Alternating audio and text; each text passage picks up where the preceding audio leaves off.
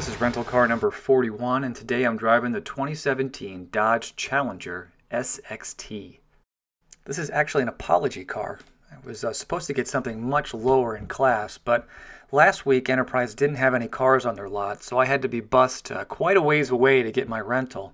So this is their way of making it up to me. Not bad, right?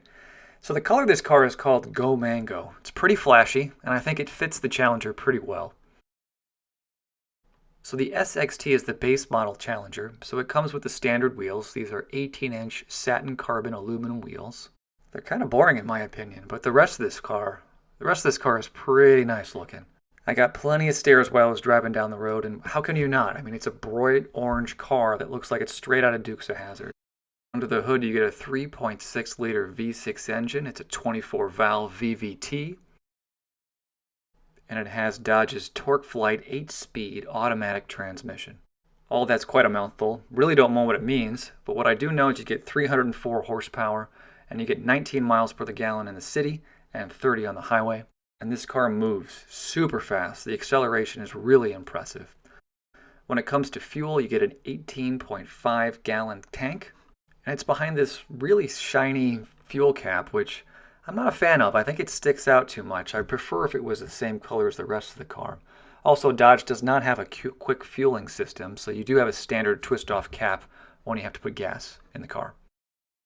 The trunk space is pretty good on the Challenger. It's a nice, deep, wide, open space. I was able to get all my gear back here without a problem.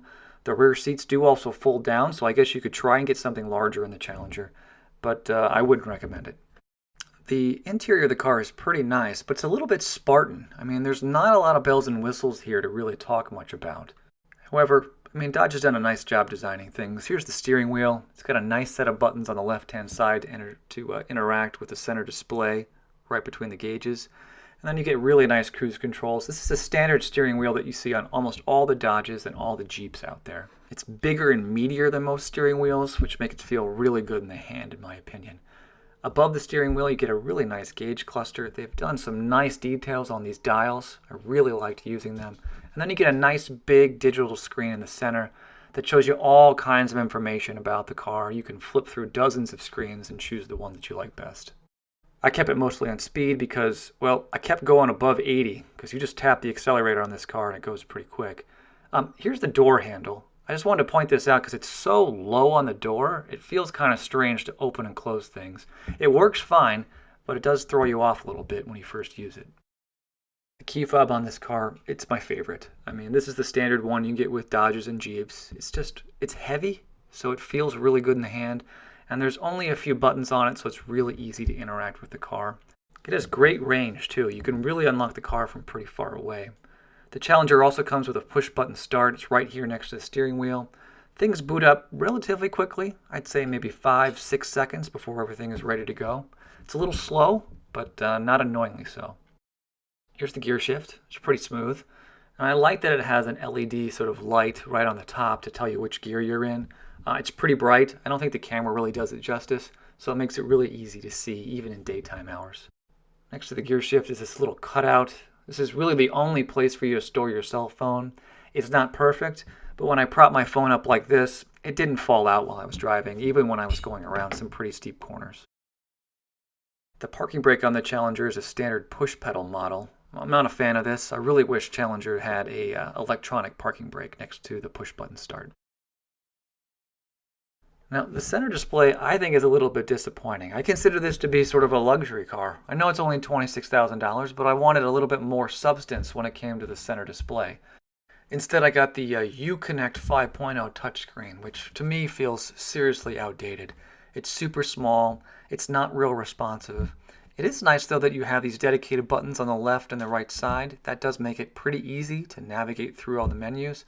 But, I don't know. It's not very interesting. There's limited colors, and it's so small that I found it kind of difficult to interact with.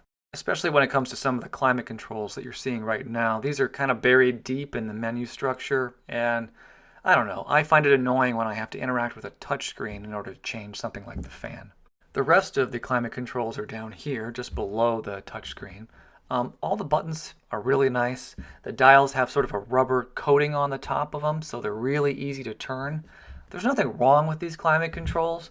I'm just a fan of having a digital readout right here so I know exactly what temperature the car is, and having all the buttons here so that I can quickly just reach down and press exactly what I want and change it without having to worry about navigating through the touchscreen.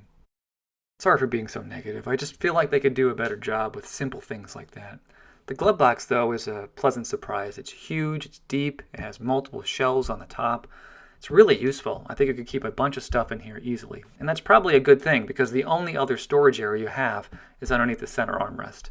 And this is nice. I mean, it's not a huge size, and thankfully you do get some inputs and outputs here for power, audio and USB.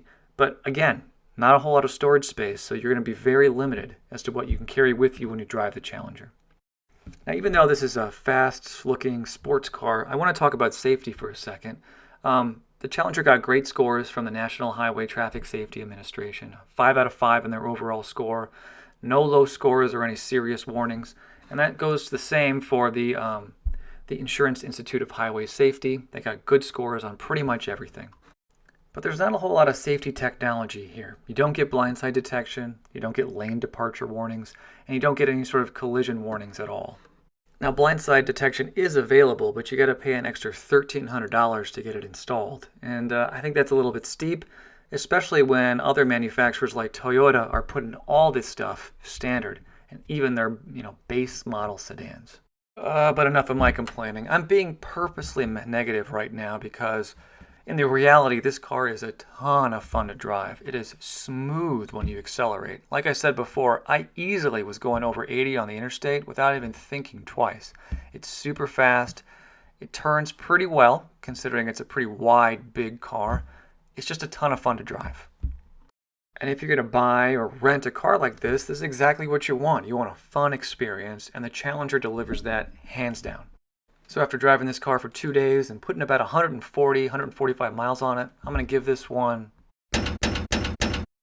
4 stars. The 2017 Dodge Challenger is a super fun car to drive. If you're going to get it, get in an outrageous color like the Go Mango here. I think you'll have a blast driving it, but it is not a perfect car. It's missing a couple things that I typically like on a vehicle like this, so I'm not going to give it 5 stars. But rent this one if you can. All right, so that's a 2017 Dodge Charger SXT. Thank you so much for watching, and I hope to join me next time when I rent my 42nd rental car.